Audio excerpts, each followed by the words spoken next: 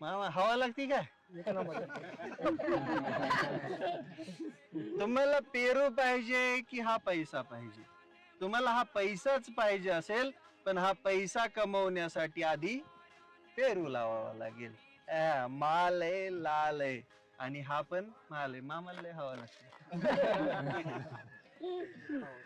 मी आज उभा आहे सांगोला तालुक्यामध्ये हंगिरगे गावामध्ये. 4 महिन्यापूर्वी येऊन हिथूनच छाती ठोकून सांगितलं होतं की मी या शेतकऱ्याला फसवणार, आणि मी फसवून दाखवलं.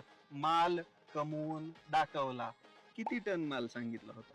45 टन सांगितलं होता. आतापर्यंत किती निघलाय? 67 टन निघालाय. आता बागेवर किती माल आहे? अजून एक 20 टन निघेल माल. आहे का?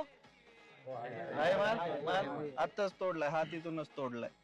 म्हणजे टोटल माल किती झाला? 67 अधिक 20 87 टन माल झाला. आता फक्त गंमत सांगा, सरासरी दर किती भेटला? 65 रुपये.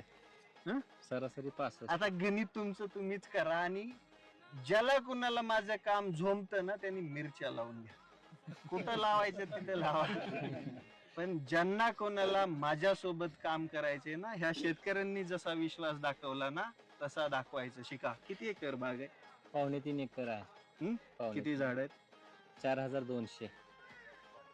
आणि किती खर्च झाला? 17 लाख रुपये. ते कुठून आणले होते? सगळे व्याजाने काढलेत सगळे. दिले का सावकारांचे? धनदेशीन? तरी बी आपलं बँक बॅलन्स शिल्लक आहे. बाकी मामाला हवा देतोय. शेतकरी मित्रांनो, रविराज साबळे पाटील शेतकऱ्यांना फसवत नाही, शेतकऱ्यांना उभं राहायचं काम करतोय. 18 महिन्यामध्ये शेतकऱ्यांनी 55 लाख रुपये कमवलेत. किती एकरामध्ये? 2.25 एकरामध्ये.